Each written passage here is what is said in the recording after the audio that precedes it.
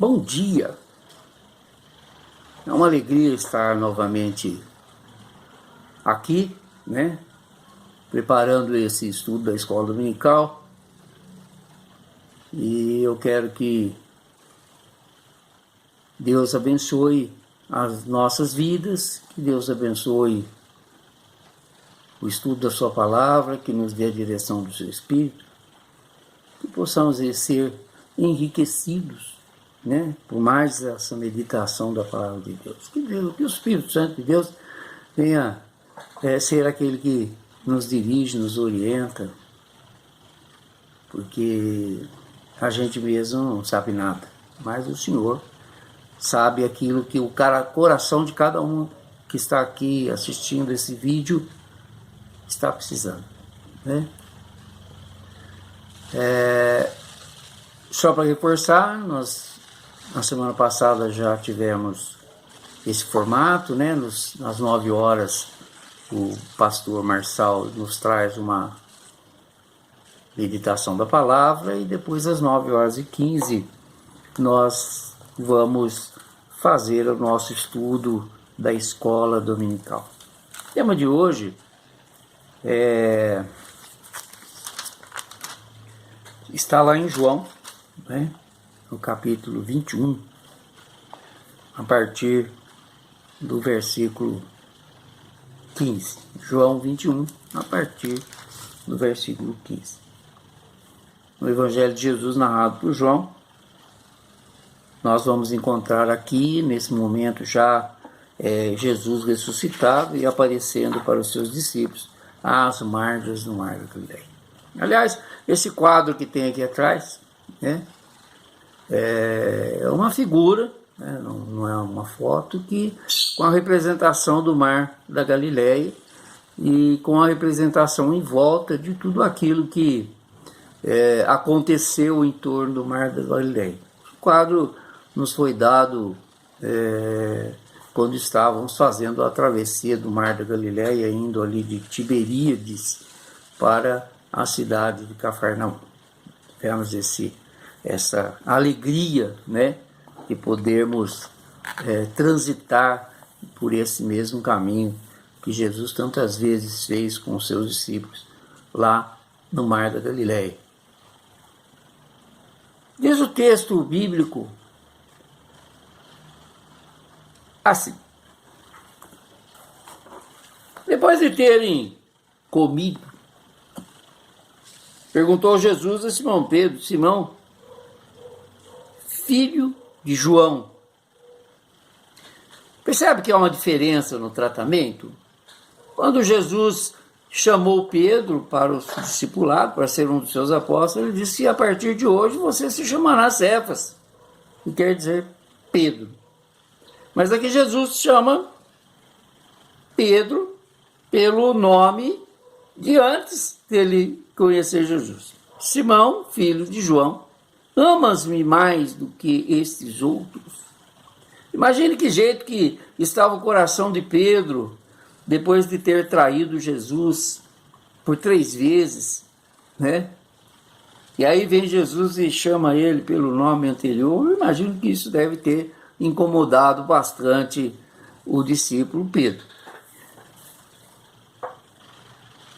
E Jesus pergunta: ama mais do que a estes outros? O que Jesus está perguntando é se Pedro ama ele mais do que os outros discípulos. Não é? Porque o que Pedro havia dito para Jesus lá atrás? Não é?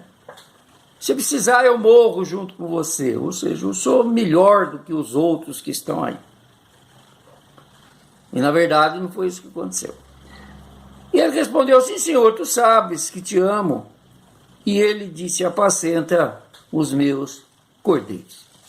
Tornou a perguntar-lhe pela segunda vez: Simão, filho de João, tu me amas?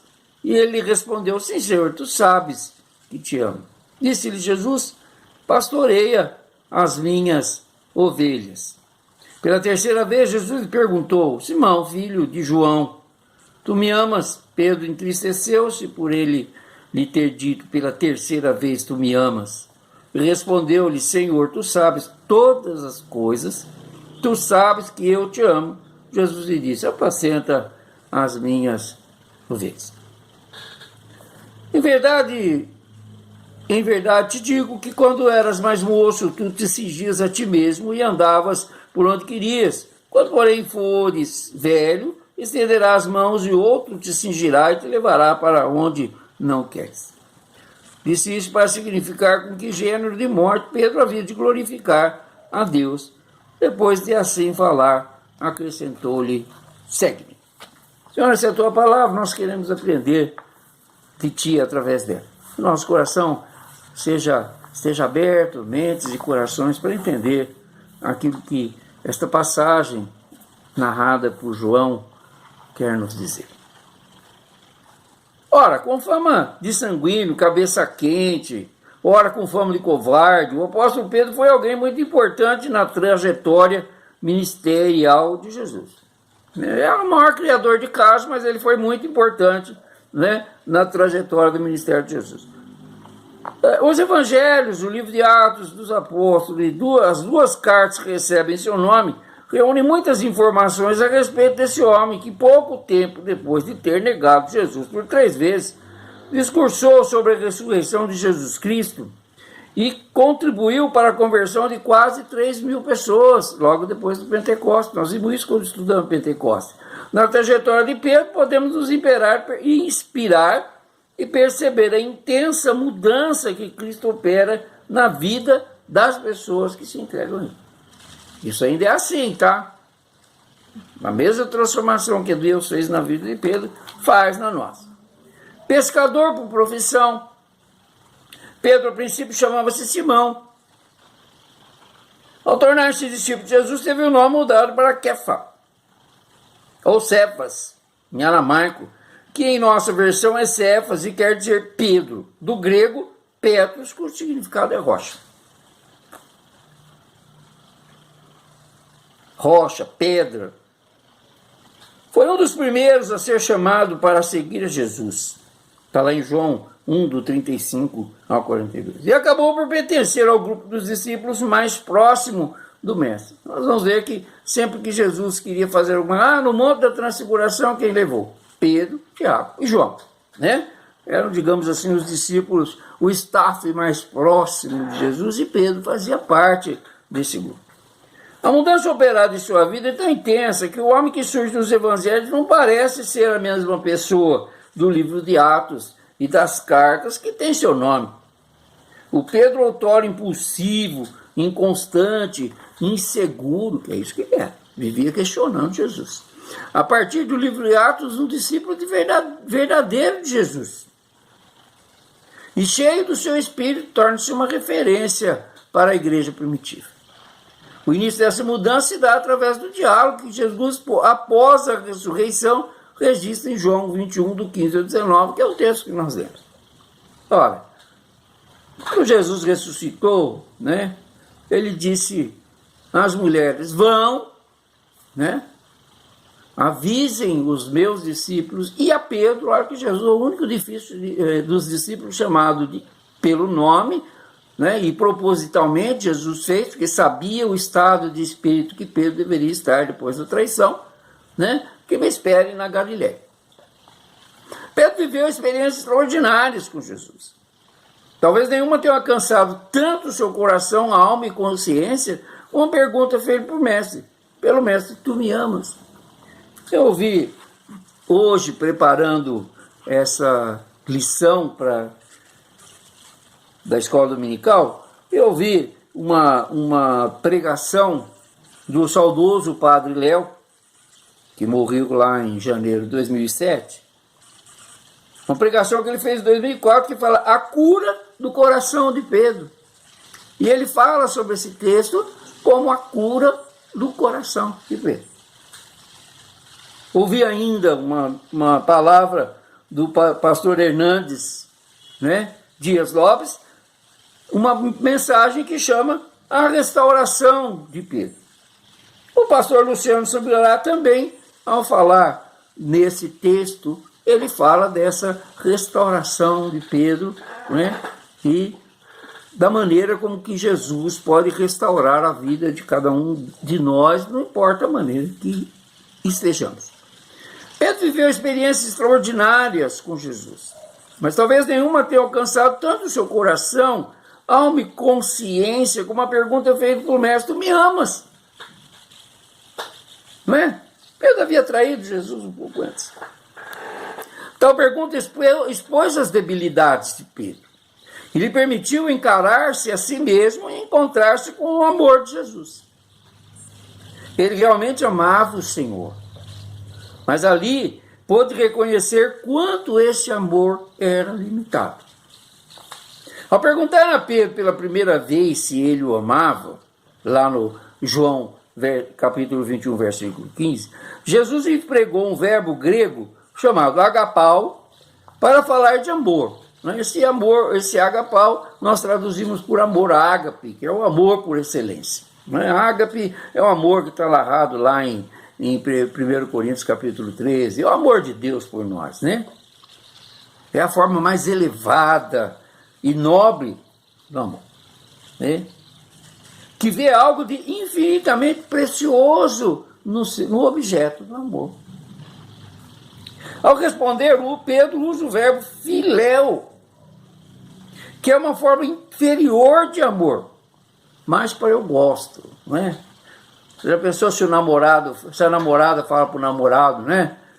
Fulano, você me ama, e ele fala assim: ah, eu gosto de você, né? Não é isso que ela quer ouvir. E também não era isso que Jesus queria ouvir, apesar de que ele sabia que Pedro, né, estava com esse sentimento no interior dele. Então, a palavra que Pedro usa para responder a Jesus está mais para eu gosto do que sim, eu te amo. Ou gosto muito, né? Na segunda vez em que a pergunta é feita, pergunta e resposta permanecem as mesmas. Jesus usa a palavra agapau e Pedro responde com a palavra filéus. Filéus é o amor filial, é o amor de pai para filho, o amor que você tem pelo seu amigo, é o amor que você tem pelo seu pai, né? É um amor filial. Porém, na terceira vez, lá no versículo 17, é Jesus quem faz o uso do verbo filéu. Aí Jesus perguntou: Pedro, você gosta de mim? Mas já que eu perguntei, tu me ama, você me responde que gosta de mim, você gosta de mim? Né? Pedro se entristece. Por que Pedro se entristece? Porque Jesus muda a pergunta, né? Agora já não está mais falando daquele amor, ele está falando assim: você gosta de mim?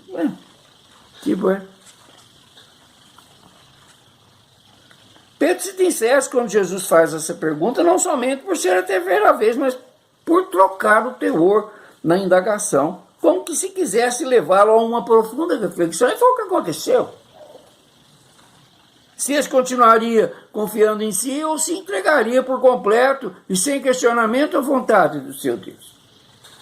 O que Pedro respondeu a essa terceira pergunta? Né?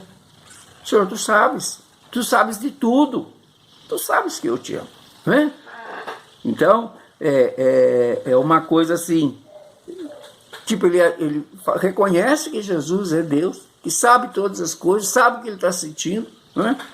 E mesmo ele diz: Senhor, tu sabes que eu te amo. E a cada resposta de Pedro, Jesus vai responder, né?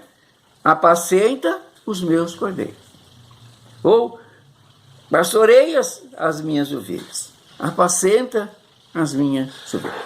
Nesse diálogo, Jesus deixa claro que Pedro é um homem perdoado e que o seu amor é aceito. E reafirma o chamamento: apacenta as minhas ovelhas. Pedro então permaneceu em Jerusalém conforme a instrução de Jesus, como está lá em Lucas 24, 49. E já se nota no primeiro capítulo de Atos sua atuação como líder da igreja e pastor do rebanho, né?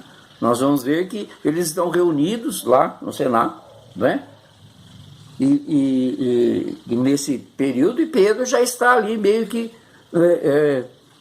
assumindo uma posição de liderança entre os discípulos.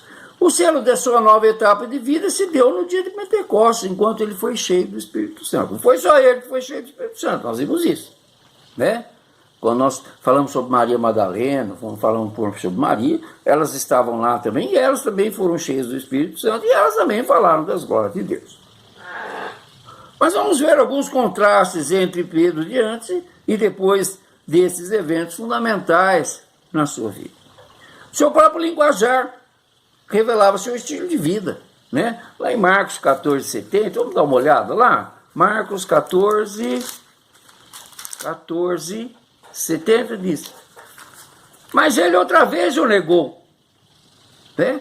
Porque a criada, quando viu Pedro, pelo jeito dele falar, pelo jeito de se vestir, ela falou assim: esse aqui é um deles.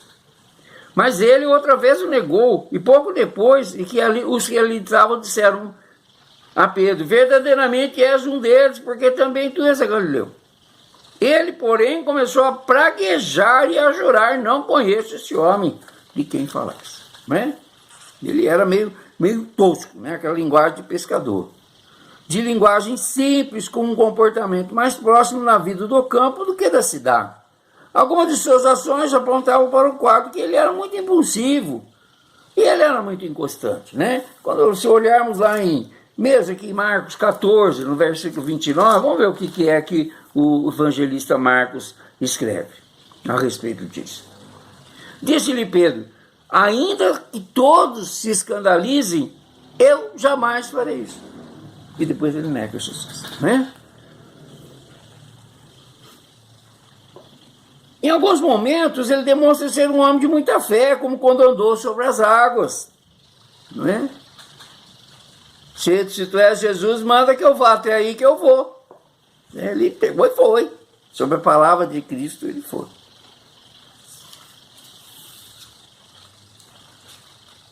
E quando declara a partir da revelação de Deus a verdadeira natureza de Jesus: quem dizem os homens que eu sou? Aí Pedro foi quem respondeu: tu és o Cristo, filho do Deus vivo, né? E Jesus fala para ele: não foi carne nem sangue que te revelou, mas foi meu Pai, o Espírito Santo. E em outros chegou a ser um canal pelo qual Satanás se manifestou para entender e tentar impedir o propósito de Jesus. Isso acontece logo depois.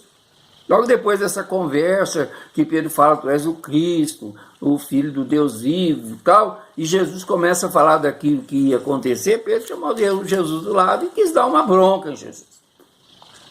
Né? Para de falar isso aí não vai acontecer, né? E aconteceu, né? Jesus falou para ele: de mim, Satanás, né? E negou conhecê-lo, e história que todos nós já sabemos. Esse era o Pedrão, né? O Pedro. O novo Pedro, agora transformado pelo perdão, não é? E cheio, a partir dessa passagem de Jesus: Pedro, tu me amas? Pedro se sentiu, né, perdoado por Jesus, né? Após o Pentecostes, ele cheio do Espírito Santo, né? Ele faz uma pregação lá e se converte, diz o texto, cerca de 3.000 pessoas. Agora, transformado pelo perdão e cheio do Espírito Santo, Pedro não vive mais para si, mas para cumprir a vontade de Deus em sua vida. Apesar da segurança que tinha em suas próprias convicções, ele agora encontra disposição para as mudanças apresentadas por Deus. Se submete às mudanças, né? Esse jeitão de Pedro continua, tá? Ele vai ter problema lá na frente com Paulo, a respeito da circuncisão, da não circuncisão, não é? Precisa fazer até um concílio, o primeiro concílio da igreja, que está lá em Atos 15, para resolver essa questão. Se quem se convertia ao cristianismo tinha que primeiro passar pelos ritos do judaísmo, com a circuncisão, que era a grande discussão entre Pedro e Paulo. Pedro agora sabia que merecidamente havia recebido a graça de apacentar o rebanho de Jesus. Olha o que Jesus falou: apacenta a pessoa deles. Seguro quanto ao sentido de sua vida e convicto em sua fé, logo após a experiência do Pentecostes, fez a sua primeira pregação. Lindíssima a pregação de Pedro. De forma tão poderosa, levando quase 3.000 pessoas a se entregar. Deus continuou trabalhando na vida de Pedro, ajudando-o a moldar-se segundo os padrões do reino. E ele foi usado muitas vezes pelo Senhor, tanto na pregação e liderança da igreja, quanto na operação de milagres, que vemos nos registros de Atos dos Apóstolos. No Atos dos Apóstolos, capítulo 3, só para a gente nos fixarmos aqui no texto que a palavra de Deus usa, né? No capítulo 3, nós encontramos então Pedro e João subindo ao templo, né? E mandando o coxo que está lá na porta, né? Pedro diz para ele, né? Pedro, porém, lhe disse: não possuo nem prata nem ouro, mas o que tenho isso te dou, em nome de Jesus Cristo Nazareno. Levanta e anda. Né? E tomando pela mão, o coxo levantou e andou. Né? Lá no capítulo 4, versículo 8, só para citar mais um texto: então Pedro, cheio do Espírito Santo, lhes disse: autoridades do povo e anciões. Tá? E aí ele vai fazer um outro discurso aqui em frente às autoridades, né? Daquilo que significava Jesus. Eles falaram assim: ao verem a intrepidez de Pedro e João, sabendo que eram homens iletrados e incultos, admiraram-se e reconheceram que haviam eles estado com Jesus. A fala de Pedro e de João, a atitude de Pedro e João, faz com que aqueles homens, né, do Sinédrio, que levaram-nos para serem julgados, reconhecem, né, que eles estiveram com Jesus. Vemos também em suas cartas as marcas de um homem cheio do Espírito Santo, zeloso em sua fé e apto a partir de suas experiências de conversão, a instruir o povo de Deus e a igreja, que crescia dia a dia. O crescimento da igreja era exponencial, algo maravilhoso. Segundo a tradição, diante da morte de cruz, quando foi martirizado por ser cristão, né? A tradição diz que Pedro foi martirizado, morto na cruz, e que ele se negou a morrer na cruz, só quis que fosse morto de ponta cabeça para não se igualar a Jesus, porque não era digno de morrer com Jesus. Essa é a tradição, não há nada nos textos bíblicos a respeito desse assunto. Pedro aceitou ser transformado por Jesus e tornou-se um dos apóstolos mais atuantes da igreja primitiva, que ao lado de Tiago e João é citado como uma de suas colunas. Escreve Paulo aos Gálatas. Através das diferentes fases evidenciadas em sua vida, aprendemos que em Cristo sempre haverá a graça de perdão para as nossas fraquezas e para os nossos pecados confessados. Né? Eu via nessa palavra do Padre Léo, ele falando a respeito disso, né? Que a gente precisa mesmo fazer como Pedro, não importa o que aconteceu lá atrás. Se Jesus já perdoou, Jesus já perdoou. Esquece, não continua vivendo a sua vida preso a situações, a mágoas que aconteceram na sua vida, às vezes há tantos anos, e você continua carregando isso, sofrendo. Jesus não quer nada disso. Né? Jesus quer que a gente tenha uma vida diferente, na certeza de que Ele tira essas coisas. A gente precisa ser específico. Às vezes a gente precisa dizer para Jesus: oh, Jesus, continuo magoado com aquela situação que aconteceu lá há 20 anos atrás. Me ajuda, né?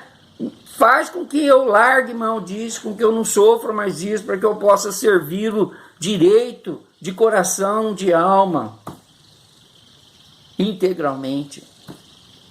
Então, é preciso que a gente faça isso. Concordo com o que o Padre Léo falou.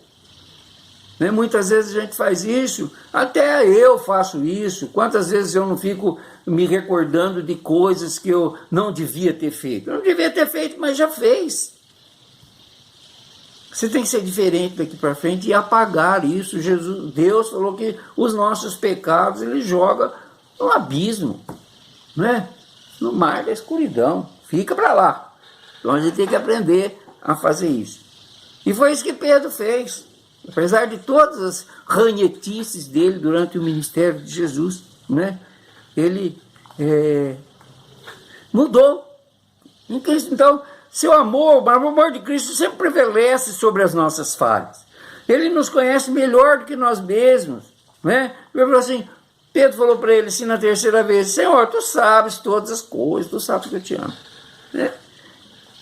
E nos oferece um genuíno amor que, mesmo sabendo daquilo que há de pior em nós, ainda assim nos propõe restauração. Mesmo sabendo daquilo que é o pior em nós, Jesus ainda nos propõe restauração. Precisamos apenas reconhecer nossos limites e nos apresentar a Ele sinceramente: Senhor Jesus, eu não consigo mudar isso. esse treco aqui eu não consigo mudar. Mas tem que falar para Jesus, né? O padre Antônio Maria canta uma música que diz: conta para Jesus onde é a sua dor, ele é o remédio, confia no Senhor.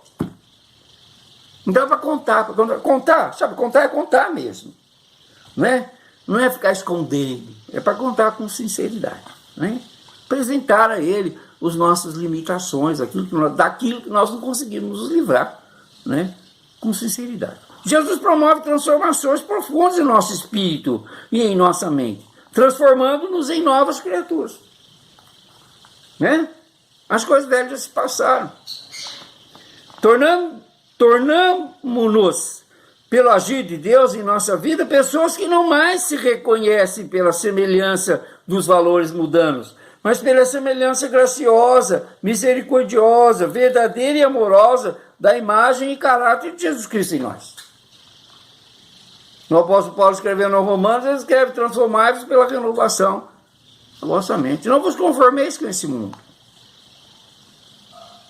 Isso se dá através de um processo de submissão ao Espírito de Deus, deixando que Ele atue em nós. É nos abrir ao Espírito Santo de Deus para que Ele trabalhe em nós, né? O apóstolo Paulo fala assim: nós não sabemos orar como convém, mas o Espírito Santo de Deus intercede por nós com gemidos inexprimíveis. Então vamos permitir que o Espírito Santo de Deus interceda por nós, se nós não somos capazes de mudar uma realidade que estamos vivendo ou uma situação que está nos incomodando, nos fazendo às vezes ficar até distantes de Deus, criando uma barreira, né? E é isso aí que o inimigo quer, né? É isso aí que o encardido, como dizia o Padre Léo, quer.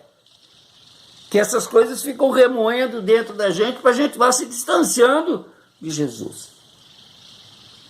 Se nos dispusermos, Deus nos usará poderosamente de sua obra para o seu louvor. O amor desinteressado é o principal combustível da missão. Apenas esse tipo de amor capacita homens e mulheres a romperem suas debilidades, seus limites, seus medos, para viver o melhor de Deus em suas vidas e transmitir esse amor a outras pessoas. A partir da nossa disponibilidade em amor, o Senhor nos enche do seu Espírito, que capacita e dá autoridade espiritual. Mas tudo, percebe? Nós precisamos dar permissão ao Espírito Santo de Deus para que Ele haja desse jeito na nossa vida. Se nós ficarmos bloqueando a ação do Espírito Santo, não vai ter. E como é que a gente faz isso? Oração, oração, oração, meditação da palavra, participação nos cultos, participação nos sacramentos. É assim. Os altos e baixos vivenciados por Pedro nos ensinam que nosso relacionamento com Jesus sempre merece atenção. Nossa caminhada junto a Ele não pode ser motivada pelos nossos próprios achismos e interesses, mas por amor e gratidão e dependência total de sua graça e cuidado. As mudanças operadas em nós pelo Espírito de Deus são contínuas e nos levam a viver no centro da vontade de Deus. Não precisamos temer ou nos envergonhar desse processo, pois ele nos conduz à santidade que agrada a Deus e nos capacita a frutificar no reino. Viu, irmão Wilson? Quem nos conduz à santidade é o Espírito Santo de Deus. O serviço a Deus pode nos custar muito, e Jesus nunca escondeu isso. Pedro aceitou esse desafio porque nada se compara ao grande amor e perdão recebido. De igual modo, pela graça de Deus, sobre algo desse grandioso amor e poder que nos faz ser novas pessoas, novas criaturas, cada vez mais parecidas com o nosso Mestre e nos permite viver para a sua glória. O que a história de Pedro nos ensina sobre a conversão? Como essa história nos desafia em relação a viver o Evangelho com constância e plenitude, essa resposta a gente precisa dar. Quanto eu estou permitindo que o Espírito Santo de Deus haja na minha vida para transformar? Pai, nós te louvamos e te agradecemos por esse tempo na tua presença, por esses momentos de estudo da tua palavra. Que a sua palavra encontre terreno fértil nos nossos corações, para frutificar a 20, 30, a 100 por 1.